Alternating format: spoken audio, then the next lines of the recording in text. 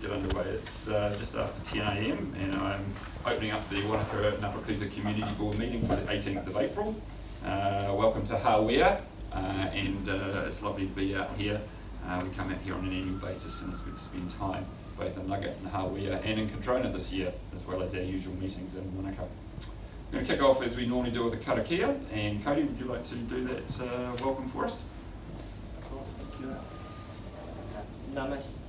Nā mihi o te rā ki te whānau e hui hui nei, kia tau te rangi Māori e, kia whakatapoa tātou, mina mea I whakapona ana tātou, umi e, hui e, tai. Kia ora, thank you, Cody.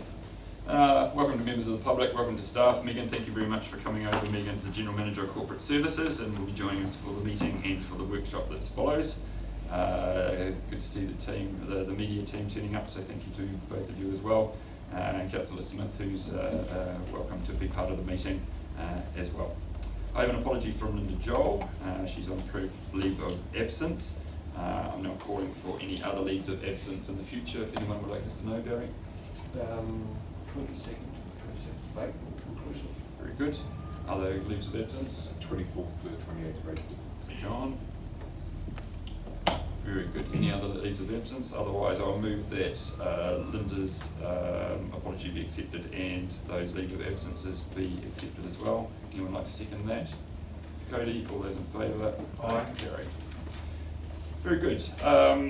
Let's move on to just declarations of conflict of interest. It's a reasonably light agenda, as we know, because there hasn't been as many papers brought to the committee board by staff. But that's more of a timing issue, and there will be a bit of a surge next month and then the following month as well. Any declaration of conflicts of interest for the agenda? I wouldn't have thought so. There's no matters lying on the table, so let's get into the fun stuff and let's get into the public forum. And Ben, yes, welcome.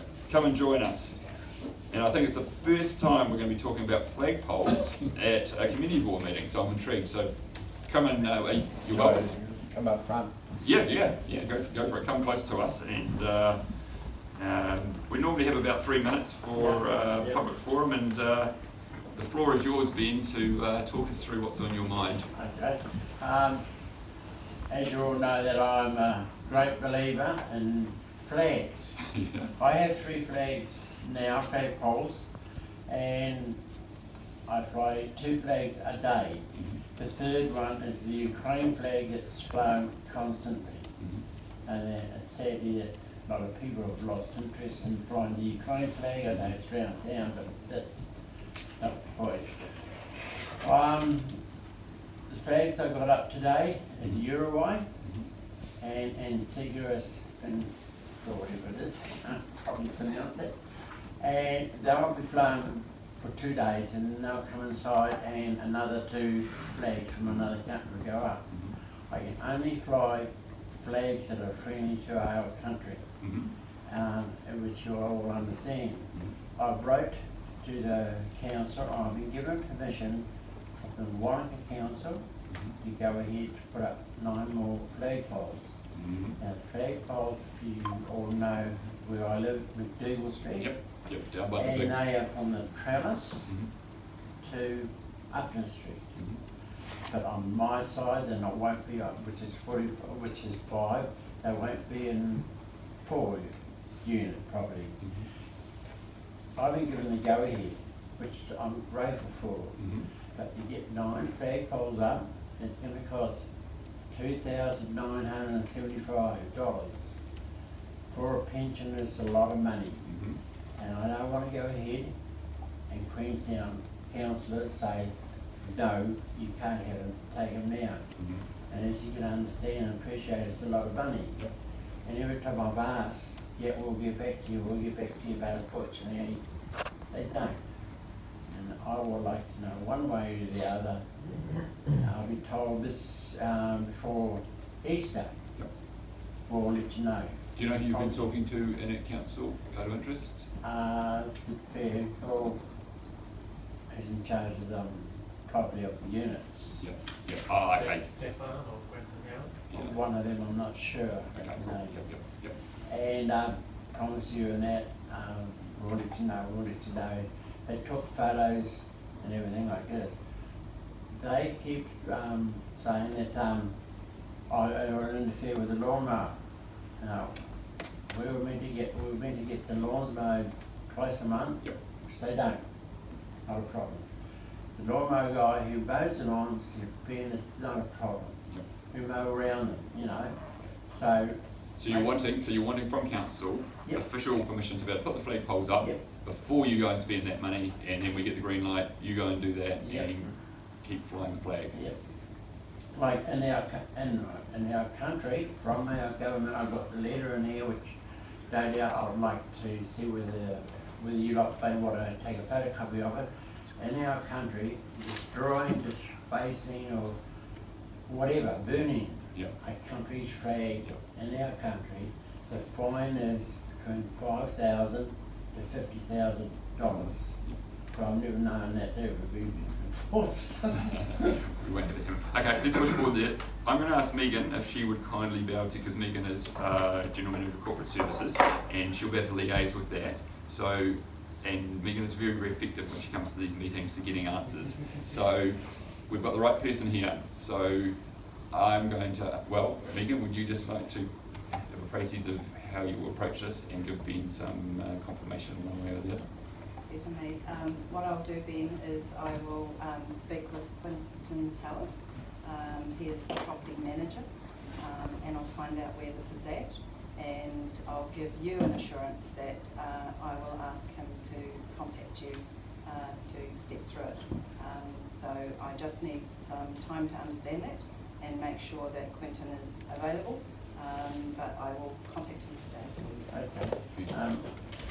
May I say also, Daffodil Day last year, I had Queensland Mayor on my table with the daffodils and he asked me to, excuse me, are you the gentleman that has those flags in the Google suit? I said, yeah. He said, what a credit to you. He said, what a great tourist attraction, you know. He said, people can see that. He said, I get so much enjoyment seeing all your flags whenever I come over from Queenstown. Yeah. So I thought, oh, Yeah, well done. And funnily enough, that Mayor of Queenstown is also the Mayor of Wānaka, the same person. Yeah. So yeah, fantastic. Very good, Ben. Thank you very much. Thanks for alerting that to us, and it's in safe hands with Megan, and we'll make sure we get a hey, resolution thank for you you. very much for letting me take this time. Yeah, good on you. Yeah. Good to see you, Ben. Thanks, mate. We've got the team from, I've got Alex's name here, the team from Rhythm in and Outs, which were intrigued about an idea that they have for some form of, possibly an event, I would imagine, in free parks, but I'll leave you guys to talk us through, so welcome. Hi, I'm Alex Turnbull, founder and owner of RNA. This is Harry Gornish, our new general manager. Cool. Thanks for coming on board. So Harry, Cool. Hi guys. Yeah, as Alex mentioned, I'm Harry, GM of RNA, and I sell wider business interests as well, which includes a variety of other shows. For anyone not familiar with Rhythm Alps, I'm sure you all are. Some nods here, I probably won't have to go through it. But you know, we've got a long history, particularly Alex, in putting on community-focused, safe events that I think benefit Wānaka, Queenstown, and the wider area really well. And for a while now, we've been looking at this area in 3 parks. Alex has got a west site map here, which is probably useful to Yeah, sure, absolutely. so you guys can have a look. So this is the space I understand between the rec centre and the new world, is that what you're That's doing? right. That would be correct, yeah. So at the moment, is that where the cricket net sort of is at the moment, but Yes, the vast the majority of the this? sports fields Yes. that are in that space. So I think everyone is familiar, I think nationwide, worldwide, has events being held in sporting grounds. I think this one provides a great opportunity for us to have something that is inside the confines of Wānaka, something that doesn't stress perhaps our ability to bus or move people to long distances to events, for example, in the Cardrona Valley. So something that is capable to be reached on foot, but also attended by a high volume of individuals. Our goal at this point is to attract a crowd that is not perhaps the same as Rhythm Alps. Our focus is around the 40+ market. We've been this discussing with a variety of agents worldwide. We're thinking, I don't want to speak too much about WHAT, because that information can leak. Yeah. But, you know, if you imagine in the sphere of a building department, something like that would, you know, I think Wānaka being what it is for us is a town that is obviously, you know, we've got a great local community, but there's also a lot of people that have holiday homes here and travel. We can see that through something like Woods over Wānaka, the volume of individuals that are in here in this township that probably aren't in the 18 to 25 range. So trying to do something for them and for the community, I think that the impact of an event like this would be profound. Derek, when are you thinking of holding this? When's the summer? So probably in that sort of late January to March period. and a one-day event? One day, single day, and all done by 10:30. Cool. Have you been in discussions with the events team at QLDC or any of the other QLDC sort of staff? Yes, or we is- have. Yep. Yeah, and they advised we speak to you first. Cool. Just to get the opinion of the board, and go from there. Is there any other high level, before I go around the table, any other high level information you want to share? I think we've got the, No. very good. Just briefly, we would see part of the revenue of the business come back to the community. In what way would you do that? There was a school up there, for example, Yes. or there could be a project, maybe it's, for example, school pool, park. Any fundraising opportunity that can go put people back in the community, this is a big way to do it. There's considerable impact from around New Zealand come to Wānaka, and I think that there's a high level revenue, so it contribute quite a bit. Great. That's nice to hear. Who's got some questions or observations around this proposal using council reserve land for a one-day event during summer? Barry, and then Quinn. What sort of numbers of people would you be anticipating? It's obviously subject to a resource consent, but 10 to 15, 20,000 is the goal, but we'll work to what we're allowed to do. Is that area capable of accommodating? Very much so, yes. You'll see on this map here, there's a really spot on Tim Morris Drive. There's quite a safe and egress and access points with buses and drop-offs. It's pretty safe.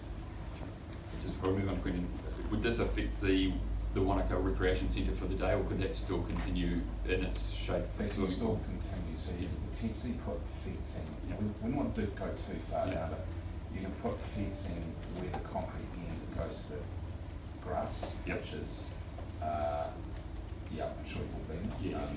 but Okay, it so does- you can, so we can isolate that so it doesn't impede the use of the recreation centre during that day.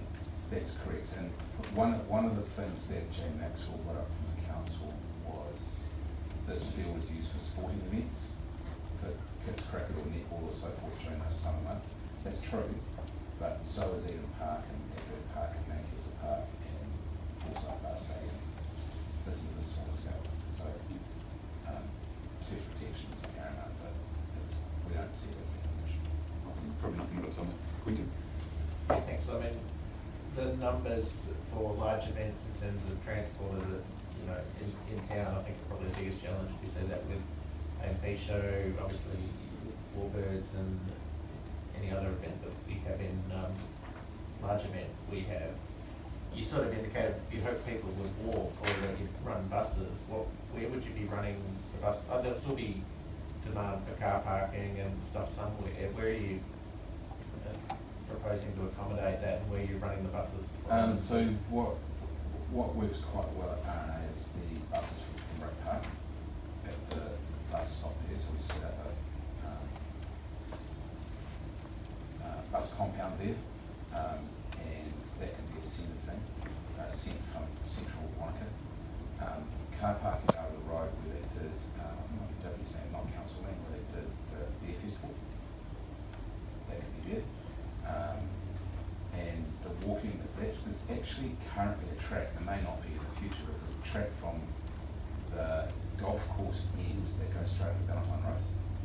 You know it well.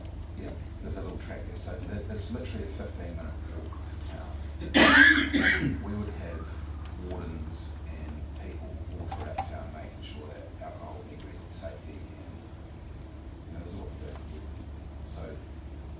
15 more minute walk to the venue is actually a really good thing. I think Quentin's point is around buses make sense because you're taking out the Cadrona and stuff like that. Otherwise it's very fragmented, so are you thinking a big park and ride somewhere out of town where the buses would come backwards and forwards from? Well, the buses would come from Pembroke Park into Logical But Choice. then how do people get to Pembroke Park?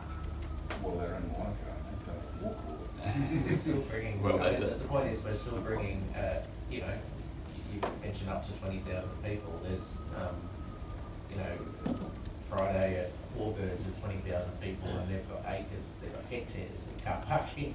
That you attract cars regardless of where they're coming from, and there will need to be significant areas of car parking. That's part of an operational plan.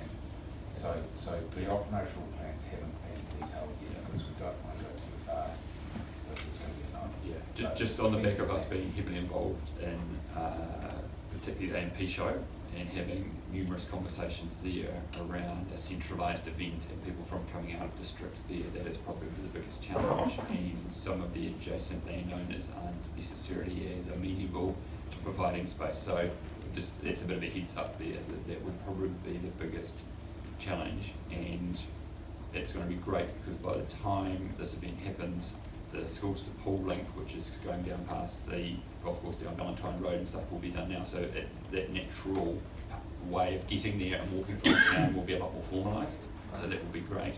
And we would, obviously, from a community point of view, anything that gets people biking, walking, scootering, whatever, to the event will be wonderful. Yeah. But there will be people coming from out of town, and you know, and that should be the biggest focus around. How can we efficiently and effectively get them to the venue from their vehicles? Definitely look to lean on the AMP team for how they figured it out as well. Yeah. But- John, and then Love. I think you're basically what you're saying is you need to intercept the people that are driving to town that day for the event. Someone could drove a valley road, somewhere on the main road in from Dunedin, just so you have a parking right set up there. So, because you don't want them driving into town trying to park and then walk, because that would be chaos. Well, we could, actually, it's a good point, we could do a good parking lot at Cadrona Valley, we park 45,000 Yeah, cars there. that, we need to intercept the cars that are driving It's a into really the good day. idea. It's a really But I mean, it's a great concept, great thing, but we do need to stop people driving into town to park, to then go within town. It's a really good point. Love. I was just going to say that thing, because there's our sites that have been used out on the Cadrona Valley Road site, and you just look at what John just said, options for that, because that's really important. And there will be some options, even on Valentine Road possibly in the future, that could be available. Well finished. Yeah, we did. If I can, sorry. So, I mean, the other side of this is, or have you considered other locations on sites within or around Wānaka or out of town? Yeah, we have. We've definitely looked. I think everything that we see there speaks to success in terms of proximity to the township, in terms of reducing that, vehicular traffic, people's willingness to drive, and that, the following issues that come with that, the risk of drink drivers and so on. If you have something that's 10 minutes out of town, they might risk it. I think if you have it centralised, it's, you're promoting people walking, and I think the resources that you get out of the township and also the blowbacks that affect on, the restaurants and bars, accommodation inside town that will, reap the benefits of a central location as place one is by a long way. But, we're willing to hear of any other ideas if you've got them, but there's nothing immediately obvious, unless, of course, anyone's open to us using the domain. How are we doing? How are we doing? No, Pembroke Park, you mean? Oh, you're in the paper. Wanaka, in front of the lake. Yeah, Pembroke Park. Pembroke Park. I mean, certainly the liquor side of it, and particularly people pouring out in the evening from the event and wandering through town, we have had issues with that in the past with events, and in town, would be something I'd need to see. I mean, obviously there's different levels of enthusiasm for this. I'm undecided at this side whether I agree with it or not. There's definitely some issues to work through, and certainly not yes or a no for me, but, it's, yeah. Be interested to see how those big issues are addressed. Just one thing I'd like to say about what it could do for Wānaka is we're looking at some pretty highly large set of worldwide icons or heritage icons. The photography for Lake Wānaka tourism that helps behind it, the stage that they're making. Clear day, you've got a pretty phenomenal view of the Alps. That alone is pretty good marketing for New Zealand tourism. And that has its pros and its cons. Where do you live, Alex? You do live on, okay. Yeah, I actually quite supportive of the proposal, but the question, just you mentioned before about the revenue side of things, just a question, before you make a call on where you might put the revenue, would there be any appetite to have further discussion with us about that before you do that sort of thing? Yeah. Because we've got pretty good understanding of what the community's like and where the. We don't have all the answers, and we know that you guys know where the funding is and the community. Thank you.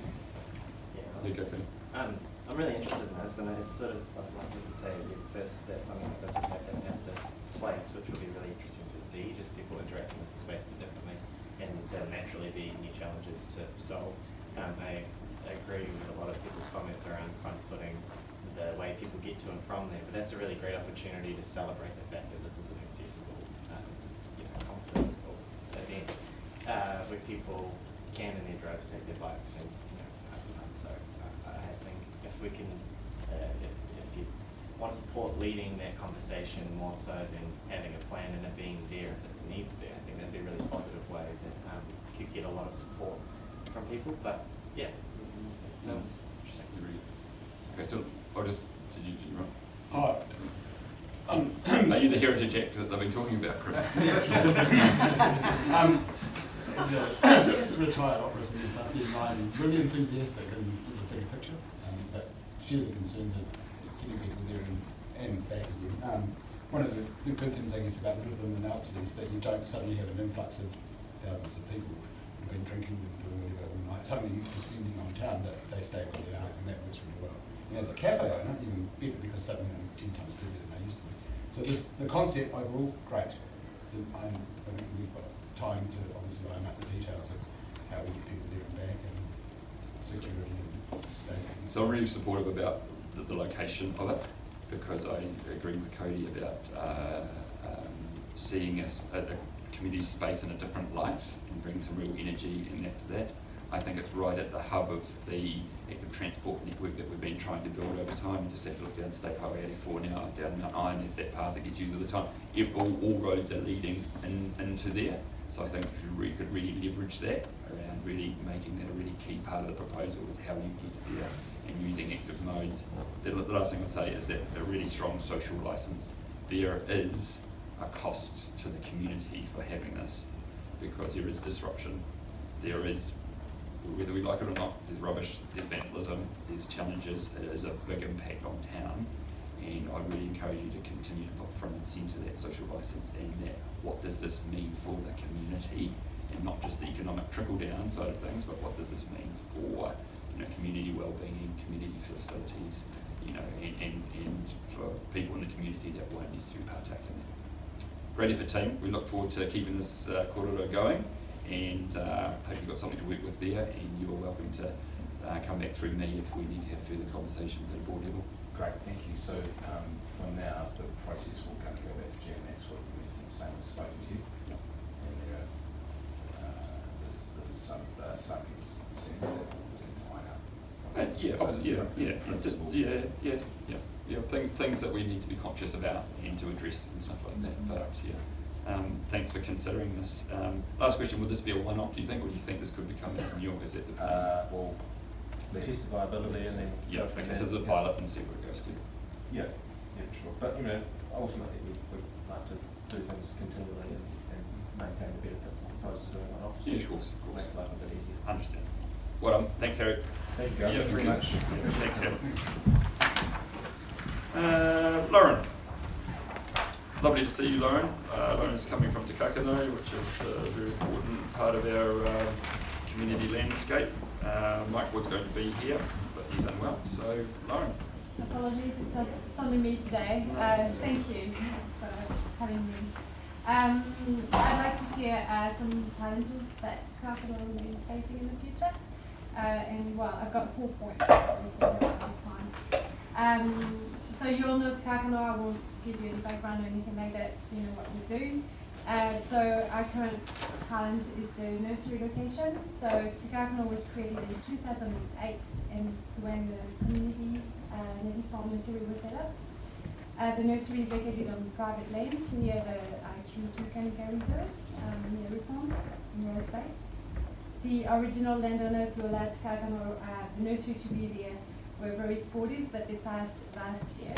And 2 months ago, we were made aware that the property is going to go on the market in September. We are building a case to convince future landowners that it's a wonderful thing to have a community native plant nursery on their land, but we are aware that they may want us to move, so I'm here to ask for help to find potential new locations for the nursery. You will be aware that the Whakatapua Reforestation Trust has their community nursery on QLDC land at the Jardine Reserve in Frankton, and they have a security of tenure, which we no longer have. Takakura and QLDC have been working together on shared goal for many years, so it would be great to continue this great partnership and find a place that could fulfill our needs for the nursery. We have thought of potential sites, which I'm not sure would be good sites or not. One of them is some land between OIC building and Upper-Clutha. There's also potential land in front of opposite the medical centre, which is currently used by the administration for the parking lot. Yeah. Mount Iron, where we will be planting in the future, and potentially another site was near Wānaka at the outlet, and we thought that potentially could be a good opportunity to create. What site was that, sorry? Near Wānaka at the outlet. But that's Callum's land, isn't it? Well, there's QLDC land because we will be planting there, and it could be maybe an opportunity to create a kind of environmental hub out there. What size do you need? Yeah, about an acre. Yes. Our ideal plan is to be able to stay on the land, but we also need a plan B. Yes. Yeah. So that's the main. That's the main thing for us. Yes. Okay, let me just pause it because I think that's an important thing. Observations from the team around maybe having a plan B for Takakura. Is it important to have it in a central location in Wānaka or somewhere, for example, the Harvey Domain area where there is an existing food forest? Would that be a consideration? Totally, yeah, absolutely. Yeah, we open. At the moment, we, because of the location, we encourage our volunteers to walk or bike, which is what we do. Active transport is, in our mind as well. Obviously, being in how we are, the how we are population increasing, maybe we would get new people as well. We would, absolutely consider it as well. How many volunteers do you have at the moment, roughly? A lot. Maybe core volunteers coming to the nursery, we've got maybe 30, but new people coming every week, including students from MAC visitors. Yes, so being closer to town maybe increases the type of people, especially when it comes to visitors. And then Cody. Firstly, thank you for the work you guys do, and I'm more than supportive of helping you guys continue that in whatever means that looks like.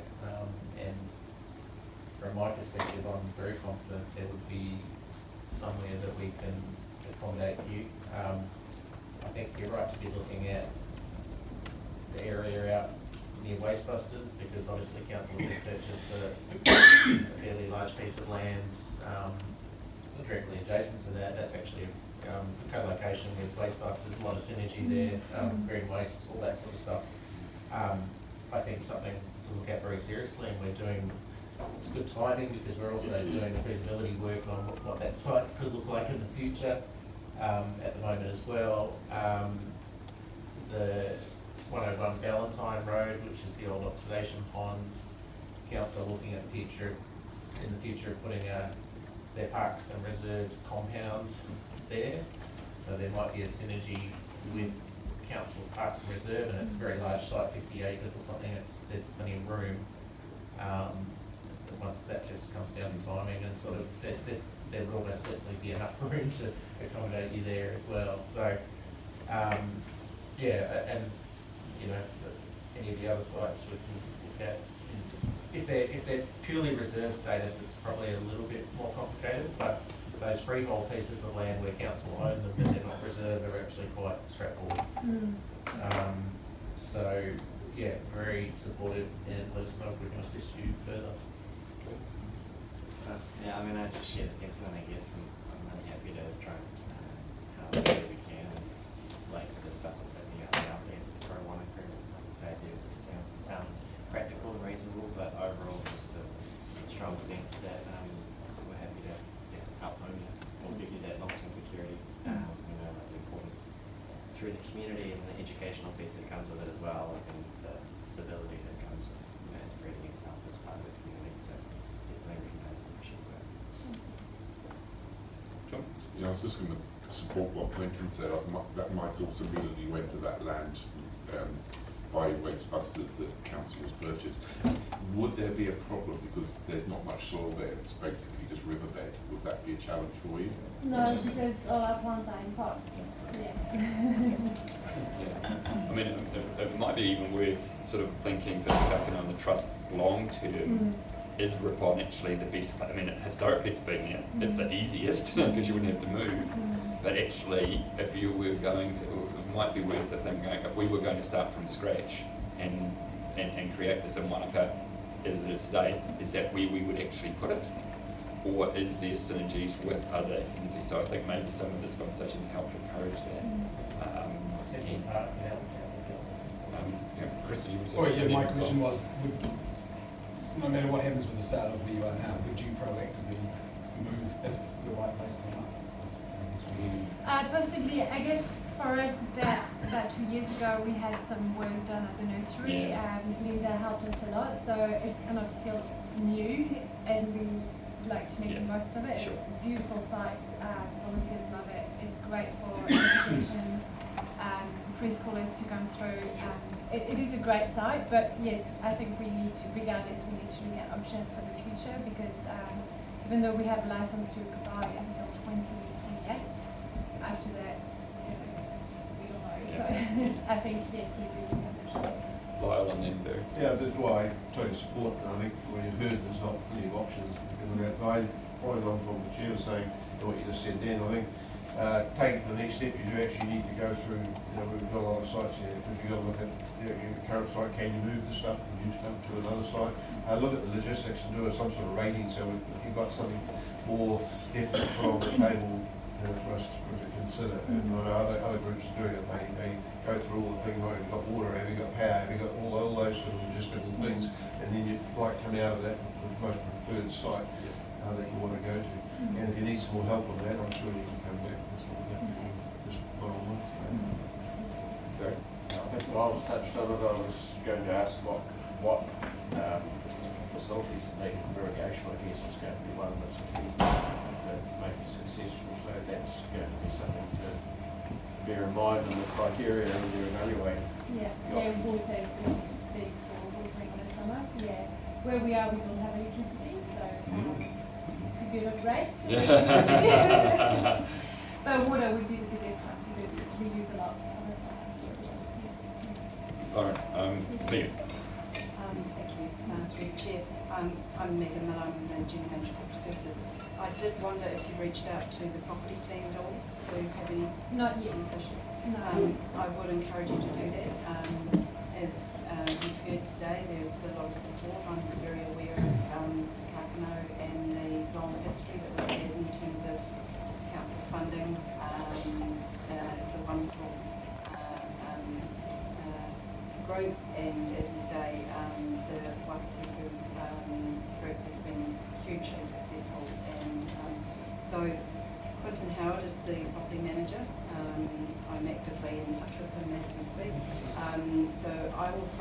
And perhaps if at some point you want to reach out and arrange a meeting to talk about potential options, it'd be really good for him to have some understanding of that as he starts to plan.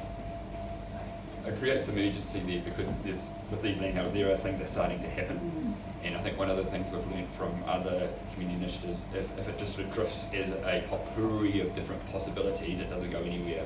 It's up to you to go back and do that, and it needs analysis, and then come back with what was said and saying, look, here's our top 2 sites. And I'd encourage you then to sort of drill down on that and either discount them or not.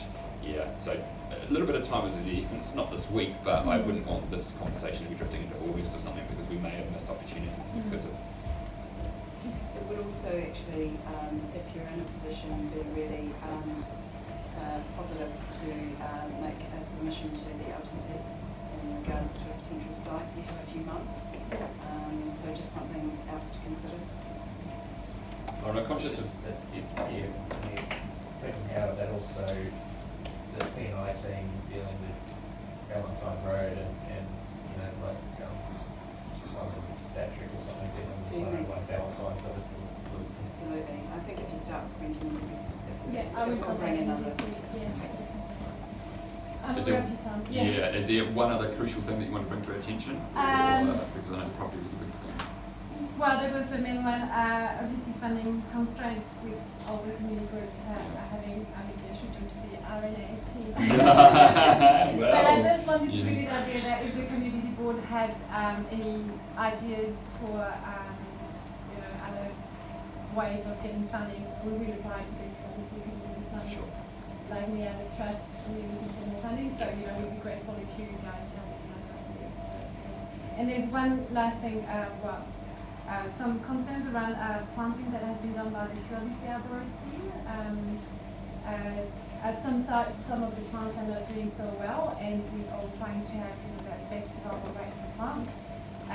Takakano has been doing vintage tree planting for 16 years, so we've got a bit of experience and knowledge, so we would love to share it should the arborist team have it. Are you specifically speaking down Mount Aspiring Road? At several sites, actually. Yeah. I was just going to speak Linda Joel, who unfortunately isn't here, has been really active in expansion, and she's the best point person to help direct you concerns. So, Right. Have you been in contact with Linda about that? No. So Linda is, Okay. sorry, just to paraphrase, Linda Joel, because she looks after our environment subgroup for external relations and stuff like that, but also is right across that and is a very strong proponent. Has brought it up at previous meetings about the disappointment with some of the planting being done at the wrong time of year, and that has been conveyed to the parks team, but coming from another external group could only help reinforce us being sensible in those areas, not just hitting time frames just for the sake of a time frame, but knowing that the trees are likely to perish. Yeah, this question around the sites and the facing sites, and as I said, we've got experience in that. Linda is the punch card with there. Thank you. Cheers, Lauren. Thanks for your great work. Thanks to the trust. Thanks for being a key part of the community, and it looks like we've made some good progress here as well. Thank you so much for your time. Cheers. Very good. Just going to confirm the agenda again, which is pretty light in nature. Is there anyone want to make any additions or alterations to the agenda? Okay. Do I need to do a resolution? Resolution is that we adopt the agenda without addition or alteration. Anyone, John's going to second that. All those in favour? Right. It's passed. Confirmation from the minutes on the 14th of March, which I've read through. Those that are absent, which obviously won't second this. Was there any changes to the last minutes that we submitted part of the board pack? Okay. So I'll move that the minutes from our community board meeting on the 14th of March be confirmed as true and correct. I was going to second that. All those in favour? Aye. Carry that as well. Okay, so we've got workshops, but that will flow into this from this meeting. But we want to just talk about the chair's report, which is obviously a collective of what we've been up to, etc. Three things that I'd like to raise. I mean, and Megan's going to speak to one of them around the Wānaka airport. I think that we just have to be really careful that this conversation around strategic planning and master planning for the airport doesn't just drift indefinitely. We did have a sort of, I believed, a commitment that there would be action taken in this calendar year, and that has been the theme of my conversations with the Mayor for at least the last 6 months. Seems to be just a little bit of shyness, I think, seems to be to me to, thinking that we don't want to go into a consultation without knowing what the answer is, which sort of defeats the concept of a consultation for me. So just really want to keep this active and current and encourage councillors to continue to just advance this, that we have got a community that has changed in the last 5 years. It's matured. The expectations of what an airport can provide maybe have been fleshed out. We're going to be investing a lot of money in to maintain this level of service for the current airport, because civil aviation requires certain changes to be made. I'm not sure why we'd put millions of dollars into that without actually having some clarity as to what the airport's going to look like in 20 or 30 years' time. Megan, if you an update maybe just from your side as to where it's sitting within the work plan for the council. Really happy to do that through the Chair. Thank you for the opportunity. I did note this issue in your report, so I reached out to Quentin Howard for an update. As I know from journey with you, a desire to have a public workshop as soon as we can schedule it, really. Looking at governments over there to get it underway. Also, some very strong awareness about the growing, the growing desire from the Wānaka community to have this conversation. And I certainly, as you can see from my large aeroplane on my jacket, I'm a huge fan of the warbirds, and that's certainly not lost on council, that we have an incredible facility there, an amazing piece of infrastructure. Yes, master planning becomes very important, and indeed we are anticipating that the CAA will strongly be making that as a firm recommendation. And I'll just take you through a couple of points that Quentin has shared with me. He did also say that he's very happy to work with our comms team to turn this into some very accessible public information that we can then post on our website, which will enable you, when there's questions, to share some of the current status of the position with Wānaka Airport. One thing I thought was you may be interested to hear and may be aware of is that, as you'll probably know, Wānaka Airport is getting back to the aircraft movements seen in 2019 before COVID. And the forecast is to have more than 50,000 movements over the next 12 months. Most of these movements are small tourism aircraft and training flights, but that makes Wānaka Airport busier than Tauranga, Palmerston North, Nelson and Hamilton airports, which I thought was a pretty interesting thought. There are a number of capital works ongoing, and I think you're very aware of those, such as firefighting, etc. The aeronautical study that you alluded to is a requirement of the CAA, given the size and the movements that I mentioned of Wānaka Airport. Now I think you're all aware of that. They have a scheduled meeting with QLDC next week, and we're anticipating releasing their report this month. The study was in 2 parts and contained 25 draft recommendations. So 5 of the recommendations have already been addressed, as I've mentioned. 5 are planned for completion in the next few months, and 12 have funding now captured within the draft LTP, which we are of course still working on. So you will want to have some visibility over that as a board. One of the likely outcomes, as I mentioned, is that I'm not a technical expert in this space. I think if I mention that one of the changes will be that we will need to be a 139 qualifying aerodrome. Hopefully you all know a little bit about that. And of course the implications that has, particularly on the management of Wānaka Airport.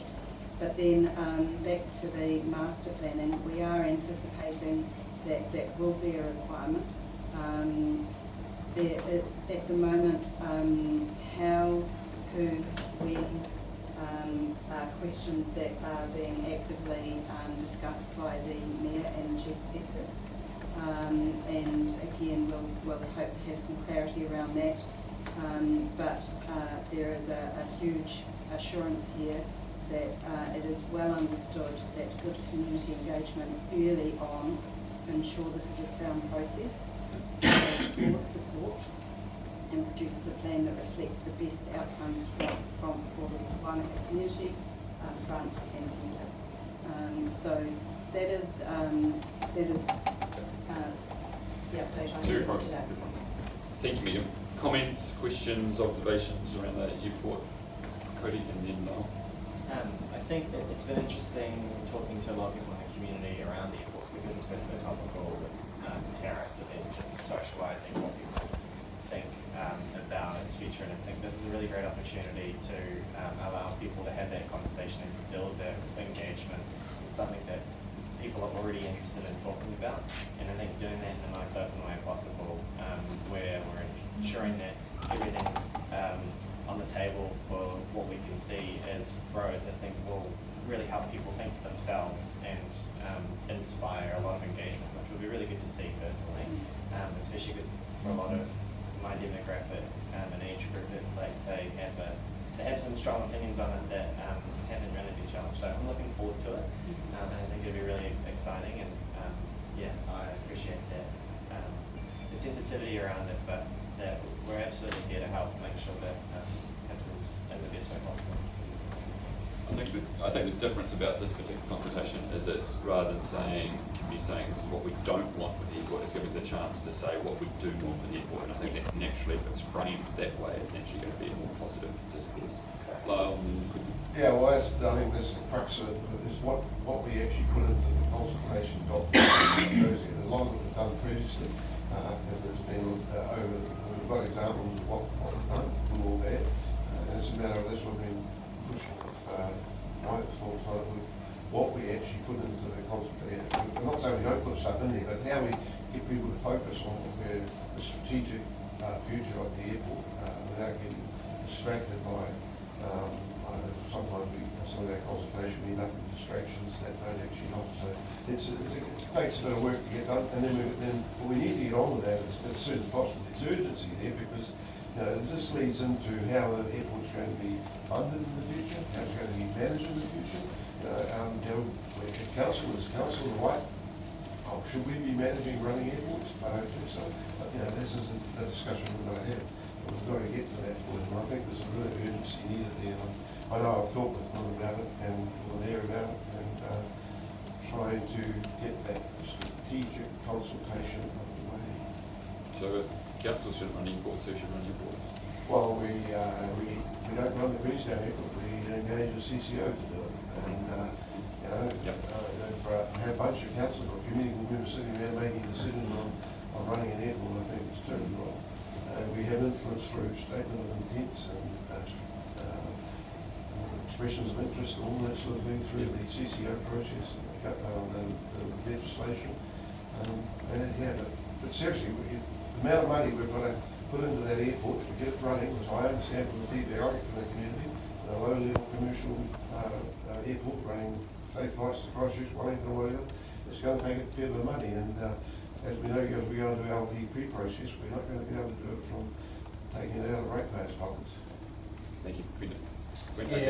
And that's what I was just going to flag, is that I have been contacted in the last week or so by the airport user groups around the fee changes, landing fees particularly.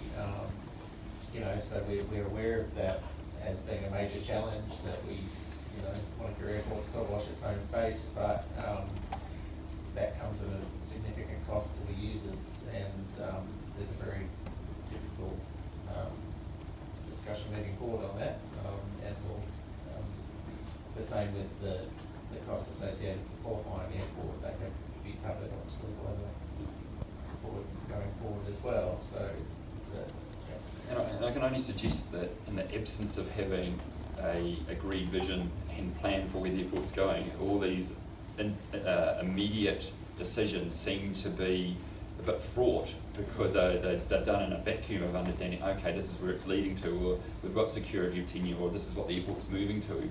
So I just feel that I just haven't heard any argument. Well, exactly, or we are paying increasing landing fees and stuff like that, but look where the airport's going to be going to, or this is how it's going to shape, or this is what it's going to do for the community. So nothing that I hear just dissuades me from suggesting that the crux of this is getting community feedback and galvanising community around the future of the airport. Yeah, I agree that there's almost a little bit of two levels to this, because as Megan pointed out, there are some things under our current operational airport, as the current uses of it, we have to do meet CAA requirements. And as a landlord, with some of our basic infrastructure, just on that current situation. And then, but I totally agree, we've got to get on and understand where any decision apart from what is needed basically to put our baseline right now, we need to have the strategic understanding from the community what they want. One of the options is to cap the amount of activity at the airport, and so it's not a qualifying airport. So I'm not at all advocating that that is the road to take, but there are options around that. We don't have to spend that money, but if we want the airport to continue to grow and to thrive, we have to. But what's it growing and thriving to? So I hear. So, but I don't. It's wrong to say that there is no other alternative in spending that money, because there is. If you bring it back just under the CAA limitation or the threshold. Just to expand a wee bit on that, you know, Wānaka Airport is a major strategic asset for our community. And, you know, I hear arguments about keeping costs down and possibly limiting things, but we've also got to take a long-term strategic view on this. And I think we can't get bogged down with landing fee costs or whatever and restrict that long-term vision. So, you know, I think we've got to be brave on this.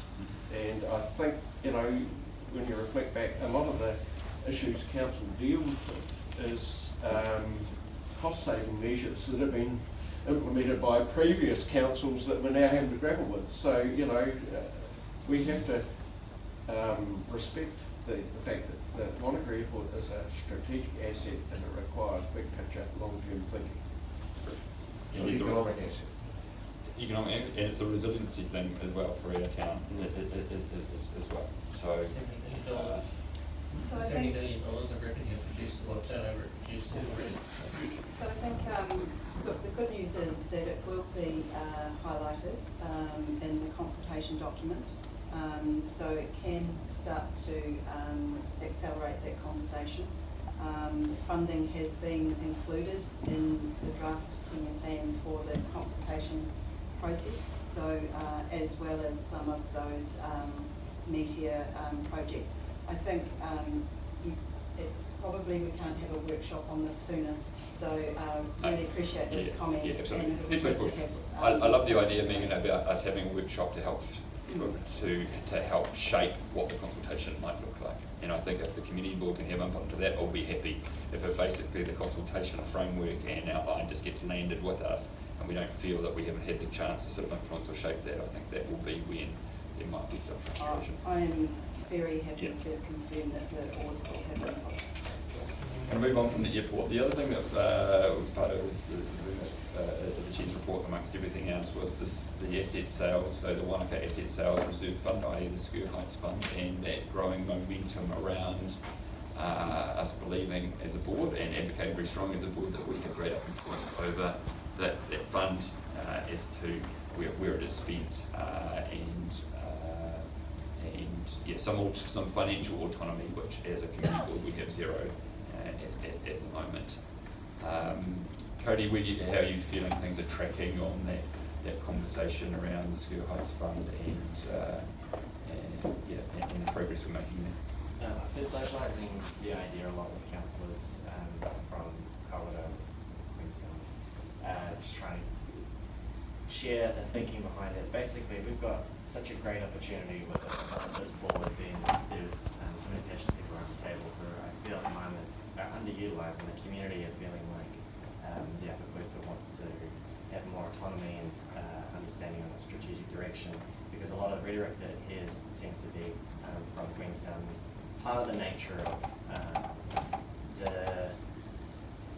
some of the big projects that are happening. So I think people are wanting to try and see some, people are fairly reasonable with it, and they see the sensibility around trying to get small things done, trying to support from the bottom up and ensure that we have a pathway for people being proactive, trying to do things in their community that we can actually celebrate and make that road a lot easier, and find a way to ensure that we aren't diminishing that effort, because it's such a rare and important thing to keep going. So in the same way, being new as a first term in this role in this whole public sphere, it does seem that there is a massive opportunity right now to really empower the board and get some really great things done. Lyle, you were talking about greater partnership between the community groups and the fund and the board and delivery, and so. Oh yeah, traditionally we've had projects where we have teamed up with things like Rotary or other groups to get projects done. And it's the added value you can get sometimes from these groups. A lot of these groups have got quite a lot of expertise which comes at no charge, and those joint arrangements and having the ability to do small projects for the community like that, I think is very, very positive. Other comments or questions or observations around and we will be talking about this slightly more in the workshop with Niall around empowerment and delegations to the community board. Yep, Barry. I think that's going to be the key, because I guess if you look at how the fund has been applied over recent years, it has contributed to some pretty major projects and facilities for the town. And I've been backing on about having a usable fund, I guess, for smaller projects, but it's important that we structure it in such a way that it's not just symbolic. But we're also going to consider that community board requirements under the Local Government Act and those delegations that are permitted are considered, so that whatever we set up is workable in the long term. We don't have to look too far that community board activities to be challenged in some neighbouring councils, and we've got to be mindful that whatever we do is enduring and workable in the long term. And I think that to Mike's credit, CEO Mike, he has taken that away, and we will be having a workshop with senior people in the finance team to start talking about the technical side of things. But I want us to go into that with how can we make this happen, not here's 100 reasons why it can't happen. And I think there's a slightly different approach there, that if we do it and sort of say, okay, if this is the community's wishes, how can we remove these obstacles? So I'm looking forward to that conversation and getting down to those things. I personally think that we can operate within the framework, within the current purpose of that. I think it will require council, the councillors to maybe agree a slight change in terms of reference and stuff. I think it's all imminently possible. But if we go on with that attitude, I think we can make it happen. But that's when we would either meet with Paddy or Stu or something in the next few weeks. Okay, anything else? I'm conscious a little bit about the Local Government Commission report and coming back and asking for that relationship between council and the community board to be strengthened in the community communication and empowerment. I will leave that until the workshop, which we'll be talking with Niall very soon about.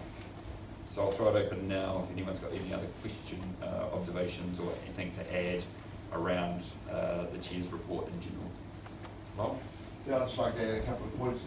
Expanding on the community response group item there, the communication exercise was actually very useful, because it was interesting, the number of outlying areas that actually did join, or are all networked into this response that I wasn't actually aware of. So it's Ryan basically saying it as each representative of our community group should get close to your association, whoever's running your response group. For example, we're down at Luggett yesterday, and the guy, Ron Anderson there, who coordinates that one, he was receiving a new generator, so they've got a response group going. He joined the communication thing.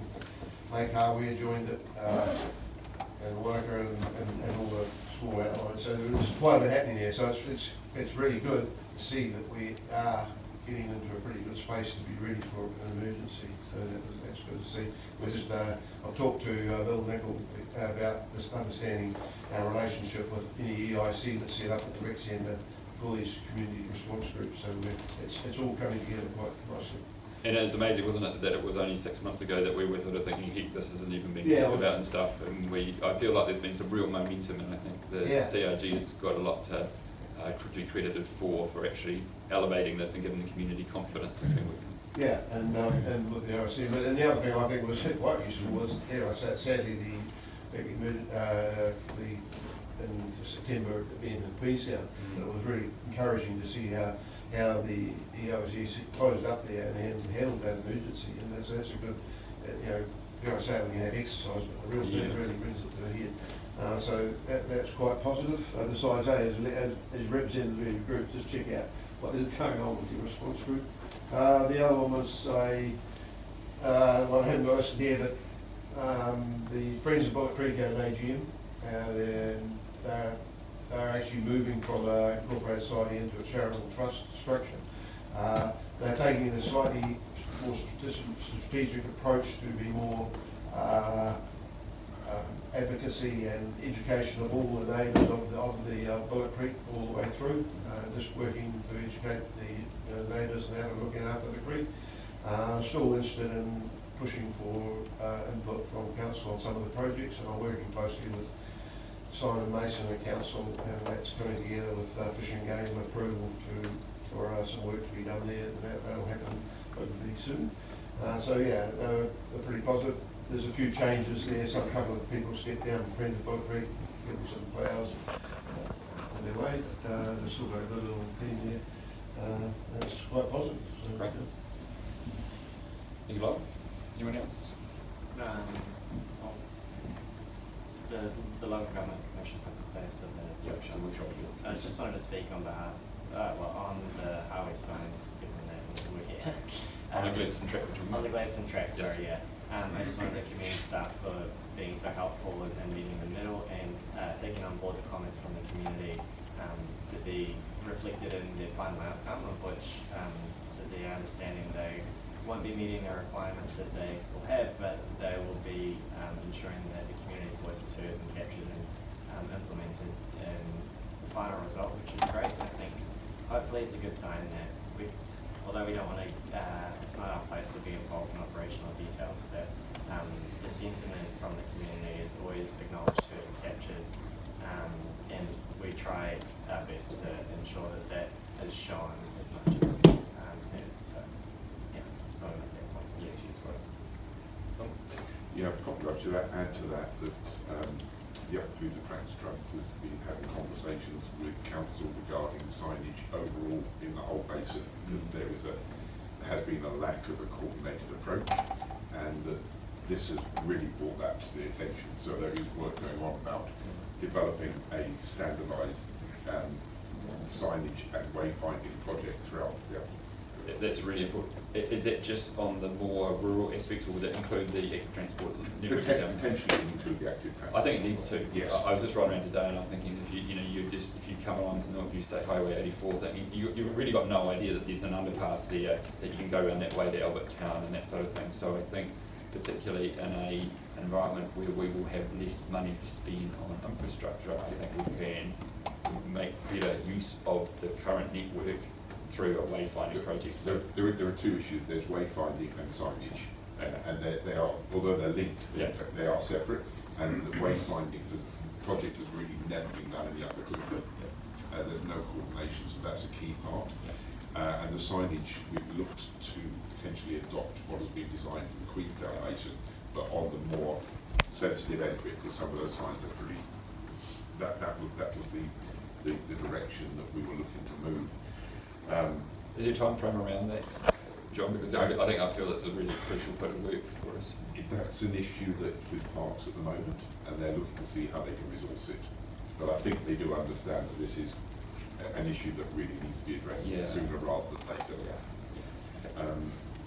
Just to add to my comments as well, I know that the trust is also about to release a strategic plan it's been working on for some time that fits in with the new website they've released. So that would be quite an interesting thing that's coming up in the very near future when that is released.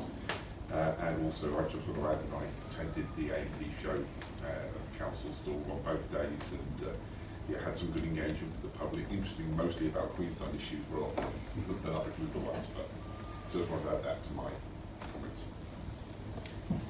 Just a couple of things. I was, like you, quite really happy and almost amazed that the Action Wānaka thing just appeared almost out. It seemed like almost out of nowhere that some of the community had decided to take the ball up on that one and actually get the ball rolling.